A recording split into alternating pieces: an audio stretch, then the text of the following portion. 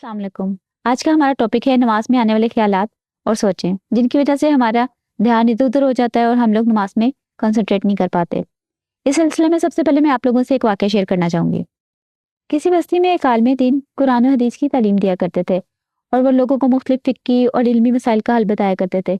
एक दिन उनके पास एक आदमी आया और उसने आके कहा कि मैं बहुत परेशान हूँ, आप मेरी मदद करें।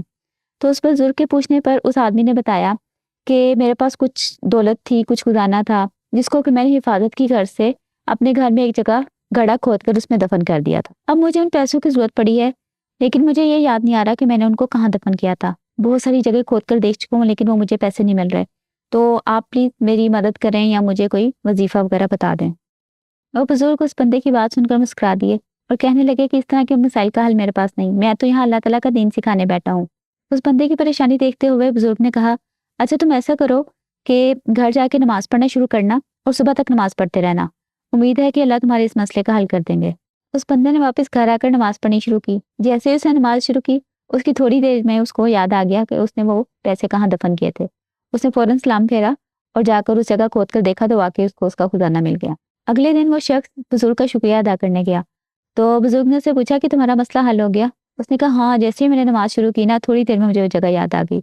तो बुजुर्ग ने पूछा कि अच्छा फिर तुमने नमाज पूरी की?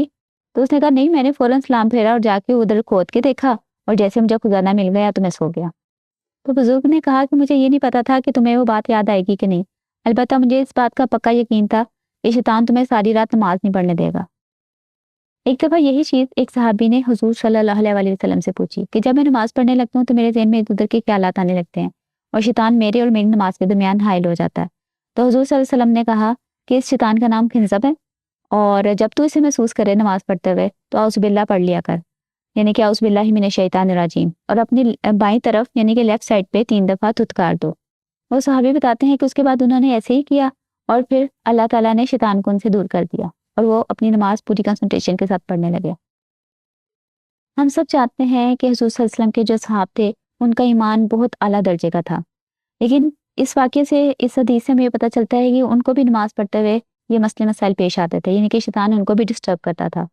तो हमें मतलब इस चीज़ से ये पता चलता है कि चाहे किसी का ईमान बहुत ज़्यादा हो या किसी का ईमान कमज़ोर हो, जब भी वो नमाज़ पढ़ने लगेगा शैतान उसको ज़रूर डिस्टर्ब करेगा।